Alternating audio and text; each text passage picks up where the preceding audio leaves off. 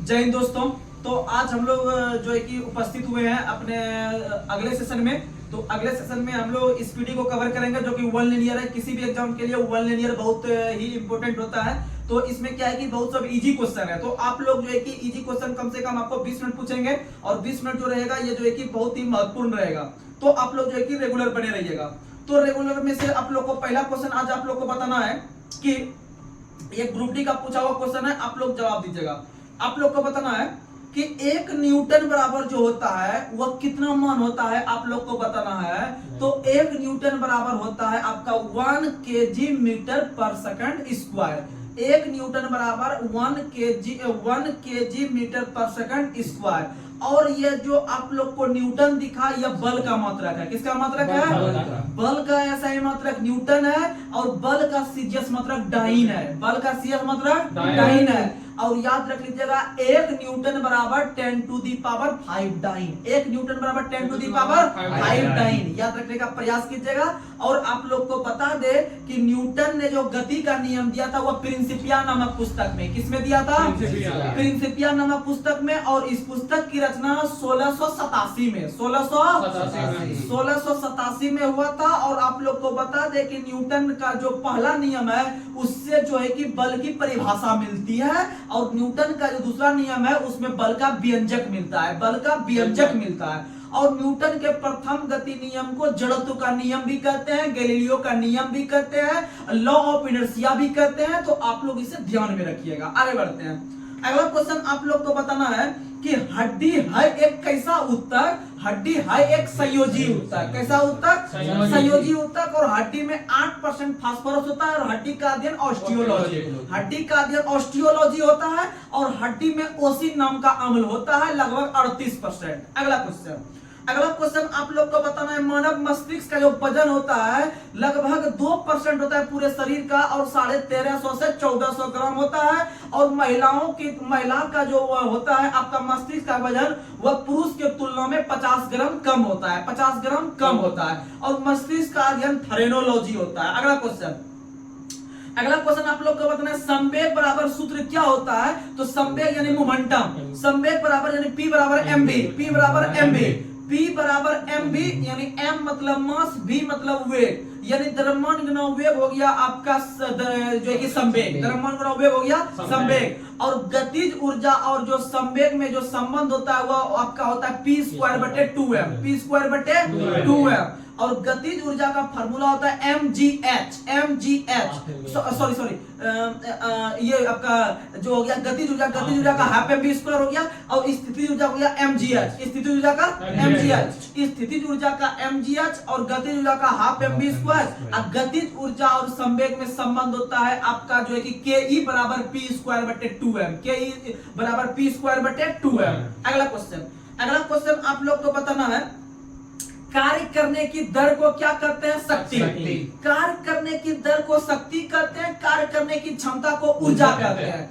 कार्य करने की क्षमता ऊर्जा, कार्य करने की दर को शक्ति कहते हैं। और आप लोग को इसी से संबंधित क्वेश्चन आता है कि वेग में परिवर्तन को क्या कहता है? वेग में परिवर्तन को कहता है त्वरण। वेग में परिवर्तन को त्वरण, वेग में परिवर्तन को त्वरण। और याद रखना है कि संवेग में परिवर्तन को आवेग कहा जाता है। संवेग में परिवर्तन आवेग और वेग में परिवर्तन त्वरण। और याद रख लीजिएगा कि आपका संवेग में परिवर्तन की दर को बल कहा जाता है। क्या कहता है? बल। क्या कहता है? बल। क्योंकि लास्ट में इसमें आपका दर लग रहा है तो इसका मतलब इसमें समय से भाग पड़ेगा। तो आप लोग इसको कैलकुलेशन कर लीजिएगा। आप लोग का बल का जो होता है F बराबर ma को जब तोड़िएगा उसके बराबर पूछ जाएगा। अगला क्वेश्चन आप लोग को बताना है आधुनिक आवर्त सारणी किस वैज्ञानिक ने दिया है? मोसले। आधुनिक आवर्त सारणी मोसले ने दिया है, 1913 में दिया था। और मोसले जो आवर्त सारणी दिया है वो आपका परमाणु संख्या पर आधारित है, परमाणु संख्या पर। और मोसले का संबंध ब्रिटेन से था। मोसले का संबंध कहां से था? मोसले ब्रिटेन। वही अगर हम बात करते हैं आपका ये आधुनिक आवर्त सारणी हो गया। अगर बात करते हैं सिर्फ आवर्त सारणी का, तो आवर्त सारणी जो दिया था वो मेंडलीव ने दिया था, और मेंडलीव ने 1869 में दिया था, और मेंडलीव का संबंध रूस से था। मेंडलीव का संबंध रूस से था, और मेंडलीव ने 1869 में आपका दिया था आवर्त सारणी, जो कि परमाणु भार पर आधारित है। परमाणु भार पर हो गया आपका मेंडलीव वाला, परमाणु संख्या पर हो गया मोसले का, तो याद रख लीजिएगा।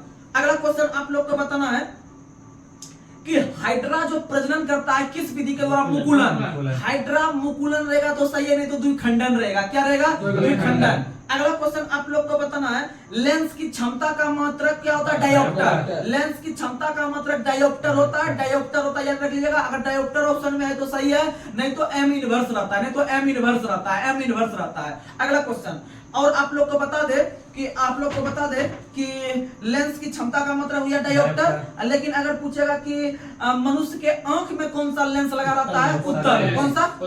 उत्तल लेंस। अगला क्वेश्चन आप लोग को बताना है, परमाणु संख्या 11 वाला तत्व जो है किस प्रकार का ऑक्साइड बनाएगा? क्षारीय। कैसा बनाएगा? क्योंकि आप लोग को बता दे, जितने भी अधातु तत्व होते हैं वह अम्ल प्रकृति के होते हैं। कैसे होते हैं? अम्ल।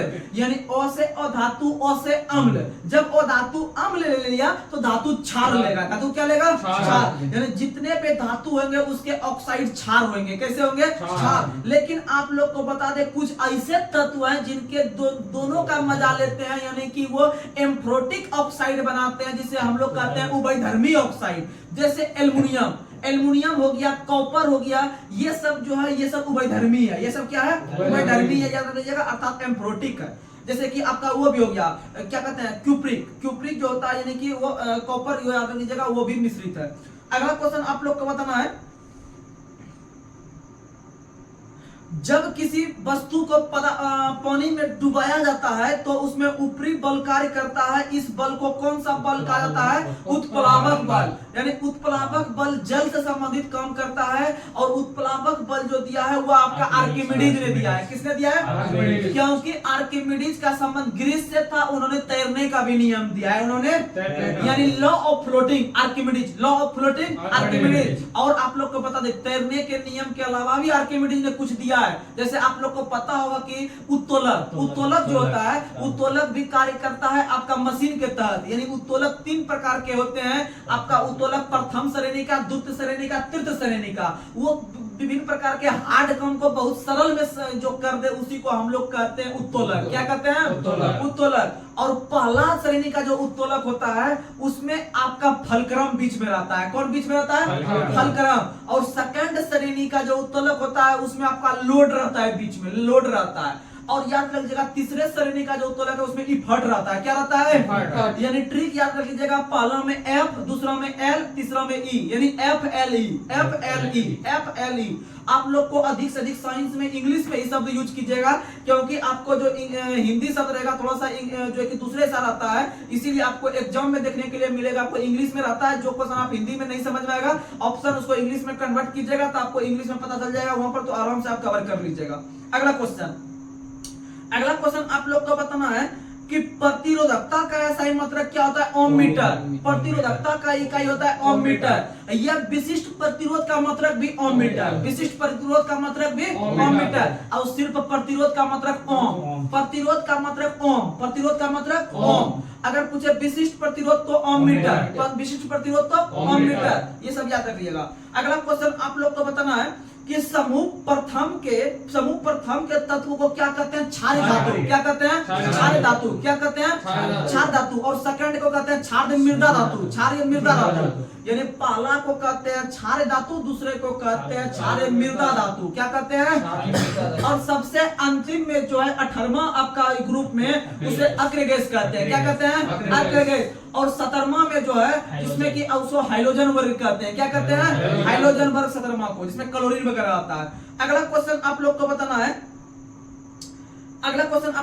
है, आधुनिक आवर्त सारणी के चौथे आवर्त में कितने उपधातु हैं? 2। कितने उपधातु हैं? 2। अगला क्वेश्चन आप लोग को बताना है, किस वैज्ञानिक के अनुसार द्रव्यमान संरक्षण और निश्चित अनुपात के नियम के लिए एक स्पष्टीकरण प्रदान करता है। तो याद रखिएगा डाल्टन, क्या रखिएगा डाल्टन। और डाल्टन ने गुणित अनुपात का नियम दिया है। कौन सा नियम? गुणित अनुपात का नियम। और परमाणु संरचना भी किसने दिया है? डाल्टन। परमाणु संरचना जॉन डाल्टन ने, और गुणित अनुपात का नियम भी जॉन डाल्टन ने, लेकिन स्थिर अनुपात का नियम जोसेफ प्राउस्ट ने। तो ये सब याद रख लीजिएगा। जैसे अपवर्जन का नियम पौली ने, अपवर्जन का नियम पौली ने, अपवर्जन का नियम पौली। उसी तरह से एक क्वेश्चन आता है आपका जो है कि अनिश्चितता का सिद्धांत हाइजेनबर्ग, अनिश्चितता का सिद्धांत हाइजेनबर्ग ने दिया है। वहीं अगर हम बात करते हैं आपका जो है कि शीतलन का नियम, तो शीतलन का नियम न्यूटन ने दिया है। किसने दिया है?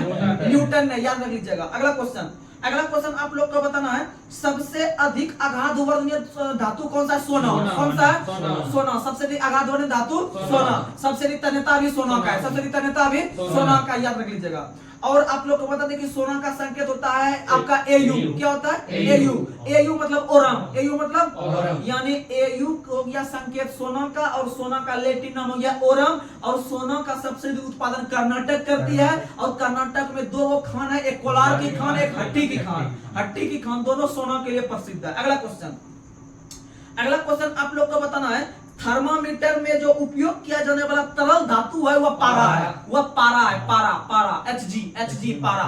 अगला क्वेश्चन पारा, याद रख लीजिए। और पारा का जो परमाणु संख्या होता है 80। कितना होता है? 80। पारा का परमाणु संख्या 80। और जो सोना का होता है 79। सोना का होता है 79। और 47 होता है चांदी का। 47 होता है चांदी यानी Ag चांदी। और चांदी का जो होता है लैटिनम अर्जेंटम। अगला क्वेश्चन, क्विक सिल्वर के नाम से किसे जानते हैं? पारा। क्विक सिल्वर के नाम से पारा को जानते हैं। और क्विक सिल्वर कहीं नहीं देगा तो उसका हिंदी नाम लिख देता है तीव्र चांदी। तीव्र चांदी के नाम से पारा को जानते हैं। और पारा का एक अयस्क बहुत फेमस है, सीनेबार पारा का अयस्क है। और गैलेना सीसा का, अगला क्वेश्चन आप लोग को बताना है। अगला क्वेश्चन आप लोग बताइए, फ्लोरीन आवर्त सारणी के किस समूह का प्रथम तत्व है? 17 का। किसका है? 17 का। किसका है? 17 का। फ्लोरीन क्लोरीन वगैरह वो लोग आप लोग को आते हैं 17 में। किस में आते हैं? 17 में। अगला क्वेश्चन आप लोग को बताना है, प्रत्यावर्ती धारा का आविष्कार किस वैज्ञानिक ने किया था? Nikola Tesla. किसने किया था? निकोला टेस्ला, जिसे हम लोग कहते हैं एसी अल्टरनेटिव करंट अर्थात प्रत्यावर्ती धारा का जो खोज किया है वो निकोला टेस्ला ने। और बैटरी का खोज भी किसने किया है? टेस्ला।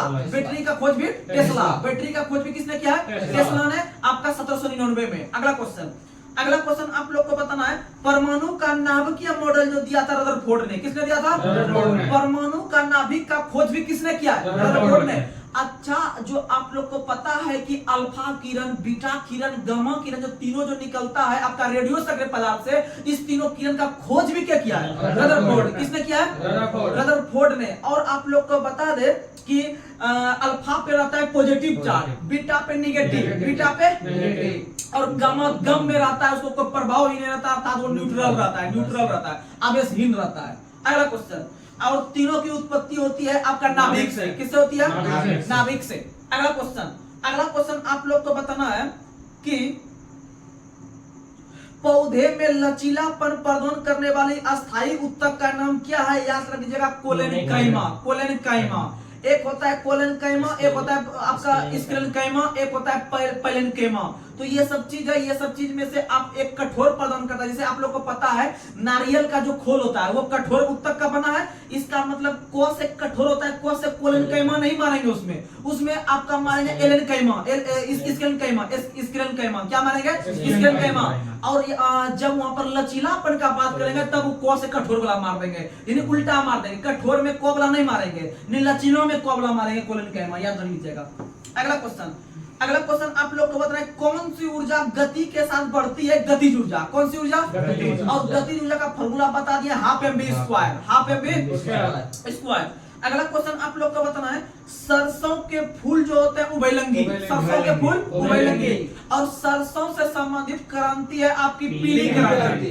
पीली क्रांति सरसों उत्पादन से है, भूरी क्रांति उर्वरक से, भूरी क्रांति और नीली क्रांति मत्स्य से, नीली क्रांति मछली से, रजत क्रांति अंडा से, रजत क्रांति अंडा से। वहीं अगर हम बात करते हैं आपका लाल क्रांति मांस और टमाटर, लाल क्रांति मांस और टमाटर। अगर हम बात करते हैं गोल क्रांति आलू, गोल क्रांति आलू। अगर हम बात करते हैं आपका झींगा उत्पादन से कौन सी क्रांति है, तो गुलाबी क्रांति। कौन सी क्रांति? और बादामी मसाला, बादामी मसाला। और आप लोग को बता दें कि मसाला के उत्पादन में सबसे अग्रणी राज्य जो है वर्तमान में मध्य प्रदेश है। कौन है? कुछ दिन पहले आप लोग को बता दें, मसालों की रानी भले कोचीन केरल कहलाती हो, लेकिन मसाला के उत्पादन में सबसे अधिक कुछ दिन पहले आंध्र प्रदेश चल रहा था, लेकिन उसको पीछे छोड़कर भी मसाला में मध्य प्रदेश टॉप पे पहुंच गया है। कौन पहुंच गया है? और मसाला से संबंधित क्रांति है बादामी क्रांति। कौन सी क्रांति? और चमड़ा, चमड़ा जो होता है, चमड़ा से संबंधित खाकी क्रांति। कौन सी क्रांति? चमड़ा से खाकी क्रांति, चमड़ा से खाकी। और दूध से श्वेत, दूध से श्वेत, दूध से श्वेत। और विभिन्न प्रकार के खाद्यान्न फसल से हरित क्रांति। कौन सी क्रांति? हरित क्रांति। याद रख लीजिएगा। अगला क्वेश्चन आप लोग को बताना है, अगला क्वेश्चन आप लोग बताइए, महमूद बेगड़ा किस राज्य का एक प्रसिद्ध शासक था? गुजरात का। कहां का था? गुजरात का। महमूद बेगड़ा जो था वो गुजरात का शासक था। कहां का शासक था? अच्छा, एक क्वेश्चन पूछते हैं, राजा हरि सिंह का तो नाम सुने होंगे, जो जम्मू कश्मीर से शासन कर रहे थे। तो याद रख लीजिएगा, वो जो शासन थे वो आपका डोगरा राजवंश से थे। किस राजवंश से? क्योंकि आप लोग को पता है कि डोगरी राजवंश जो था वो अपनी डोगरी जो भाषा चलती है वो जम्मू कश्मीर में चलती है, डोगरी भाषा चलती है। तो यानी डोगरी यानी डोगरा, डोगरा यानी जम्मू कश्मीर, जम्मू कश्मीर यानी हरि सिंह राजा, जिन्होंने पीले पत्र पर मिला था भारत में। अगला क्वेश्चन आप लोग को बताना है, भारत के किस राज्य में प्रतिवर्ष हॉर्नबिल उत्सव मनाया जाता है? नागालैंड। हॉर्नबिल उत्सव, लेकिन क्वेश्चन पूछेगा पक्के पागा हॉर्नबिल फेस्टिवल अरुणाचल प्रदेश, पक्के पागा अरुणाचल, खाली हॉर्नबिल मारेगा नागालैंड। प्रत्येक वर्ष 1 दिसंबर को, प्रत्येक वर्ष 1 दिसंबर को याद रख लीजिएगा। अगला क्वेश्चन कामसूत्र पुस्तक के लेखक कौन है? वत्स्यान। कामसूत्र पुस्तक के लेखक वत्स्यान है। और उसी तरह अगर हम पूछते हैं काव्य मीमांसा के लेखक कौन है? राजशेखर। राजशेखर। काव्य मीमांसा के लेखक कौन है? राजशेखर। अगर हम बात करते हैं आपका क्या कहते हैं उसको, अगर हम बात करते हैं आपका अष्टाध्यायी का पाणिनि, अष्टाध्यायी का पाणिनि। अगर हम बात करते हैं आपका मैथिली शरण गुप्त ने कौन पुस्तक लिखा है? तो वो आपका भारत भारती, भारत भारती। इसके अलावा साकेत पुस्तक के लेखक भी मैथिली शरण गुप्त। तो ये सब क्वेश्चन याद रख लीजिएगा। अगला क्वेश्चन आप लोग को बताना है, ऐसे सब टॉपिक आएगा, पुस्तक के बारे में सब टॉपिक आएगा, तो जो मैंने बना रहा है आपको हम लोग को बता देते हैं। आप लोग को बताना, दंडी यात्रा जो शुरू हुआ था, दंडी यात्रा जो शुरू हुआ था ये 1930 में शुरू हुआ था। कब शुरू हुआ था? 1930 में 12 मार्च से शुरू हुआ था दंडी यात्रा। लेकिन आप लोग को बताना है कि ये गुजरात से शुरू हुआ था दंडी नामक स्थान से, लेकिन वो किस जिला में दंडी स्थान है वह स्थित है आपका किस जिला में? नवसारी जिला में। किस जिला में? नवसारी जिला में। यह कहीं कहीं नवसारी भी लिखा रहता है, आपको वही समझना है, ठीक है? दोनों एक ही चीज है। और याद रखना है कि दंडी हो गया वहां। लेकिन अगर क्वेश्चन पूछेगा कि महात्मा गांधी किस जगह थे जब हमारा देश आजाद हो रहा था, तो याद रखिएगा पश्चिम बंगाल के नोवाखली में, पश्चिम बंगाल के नोवाखली में। और नोवाखली भी वर्तमान में भारत में नहीं है, जब बांग्लादेश में चल गया। कहां चल गया? बांग्लादेश। अगला क्वेश्चन आप लोग को बताना है, काजीरंगा राष्ट्रीय उद्यान किस राज्य में है? काजीरंगा राष्ट्रीय उद्यान असम में है, जो एक सिंह वाले गेंडा के लिए प्रसिद्ध है। और रायमोना भी कहां है? असम में। नामेरी भी कहां है? असम में। और देहिंग पटकई भी असम में। देहिंग पटकई भी कहां है? असम में। अगला क्वेश्चन आप लोग को बताना है, दिल्ली चलो का नारा किसने दिया है? सुभाष चंद्र बोस। दिल्ली चलो, जय हिंद भी क्या बोला? जय हिंद, दिल्ली चलो। लेकिन बोलेगा कश्मीर चलो, कश्मीर चलो संजय गांधी, कश्मीर चलो संजय गांधी। अगला क्वेश्चन आप लोग को बताना है, भारत में पंचायती निर्वाचन क्षेत्र के जनक के रूप में किस गवर्नर को जाना था? Lord Ripon. किसे? Lord Ripon. क्योंकि पहली बार उन्होंने 1882 ईस्वी में स्थानीय स्वशासन के रूप में इसका शुरुआत करवाया था। तो याद रख लीजिएगा कि लॉर्ड रिपन को जो है कि भारत में स्थानीय स्वशासन का पिता के रूप में जानते हैं, अर्थात पंचायत के क्षेत्र को बढ़ावा दिया था। आगे अगला क्वेश्चन आप लोग को बताना है, भूटान की राजधानी कहां है? थिम्पू। भूटान की राजधानी? भूटान की राजधानी थिम्पू। और आप लोग को बता दे, भूटान और भारत के बीच विभिन्न प्रकार की परियोजना कार्यरत है, जैसे ताला संयुक्त सैन्य परियोजना जो है, ये सब नदी परियोजना है। ताला संयुक्त सैन्य परियोजना जो है भारत और भूटान के बीच, ताला जो घर में लगाते हैं ताला, वो ताला भारत भूटान के बीच है। अगर बात करता है मांगछेदु बात करता है तो अभी कहां मारेंगे? भूटान। अगर बात करेगा खोलुंगछू, क्या बात करेगा? खोलुंगछू यानी ताला, मंग छेदू, खोलुंगछू, ये सब कहाँ है? भारत भूटान। ये एक और है, एक और इंपोर्टेंट है, चूखा। चूखा चूखा जल विद्युत परियोजना भारत और भूटान। चूखा भी कहाँ है? भारत भूटान। भारत भूटान याद रख लीजिएगा। अगला क्वेश्चन, घूमर किस राज्य का लोक नृत्य है? राजस्थान। यानी याद रख लीजिएगा, घूमर पूछेगा तो राजस्थान, घोरसुका मोर रो राजस्थान, लेकिन रो में आकर लगा देगा घुमरा, तो घुमरा में आप गुमराह हो जाइएगा, उड़ीसा चल जाइएगा। कौन चल जाइएगा? यानी घुमरा उड़ीसा, घुमर राजस्थान, घुमर। और उड़ीसा के अंदर में आप लोग को पता है चिल्का झील है, आपका करलापट वन्यजीव अभ्यारण्य है, आपका क्या कहते हैं उसको भीतरकनिका वन्यजीव अभ्यारण्य है। तो ये सब अभ्यारण्य आपका कहाँ में है? उड़ीसा में। और उड़ीसा के वर्तमान मुख्यमंत्री नवीन पटनायक है। और प्रत्येक वर्ष उड़ीसा दिवस या उत्कल दिवस 1 अप्रैल को, 1 अप्रैल, ये क्वेश्चन आपका पूछ लिया गया था एग्जाम में हाल ही में। आगे बढ़ते हैं हम लोग। तो अब लास्ट हम लोग कर रहे हैं, आप लोग को बताना है कि कृषि के क्षेत्र में तेभागा आंदोलन का शुरुआत जो हुआ था वो किस राज्य में? पश्चिम बंगाल में। कहाँ हुआ था?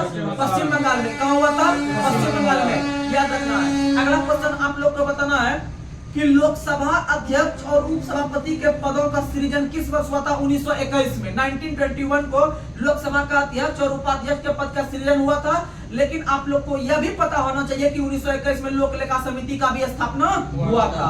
आज का लास्ट सवाल आप लोग को बताना है कमेंट बॉक्स में कि सर्वोच्च न्यायालय जो रिट जारी करता है, अगर किसी का मौलिक अधिकार का हनन होता है आम आदमी का, तो वह जो सुप्रीम कोर्ट जाते हैं हाईएस्ट, तो वह सुप्रीम कोर्ट जो रिट जारी करते हैं 5 प्रकार का, वो किस अनुच्छेद के तहत जारी करते हैं? आप लोग इसका जवाब दीजिएगा। इसी तरह से आप लोग सिर्फ एग्जाम खत्म होने दीजिए इधर आपका एसएससी जीडी का, उसके बाद आप लोग के पास हम साइंस का अच्छा सा लेवल लेके आएंगे और आप लोग सिर्फ कंटिन्यूटी रहिएगा अपने आप में। आप लोग का तैयारी बहुत मस्त तैयारी होगा। तब तक के लिए हम लोग यही सेशन को समाप्त कर रहे हैं। तब तक के लिए धन्यवाद।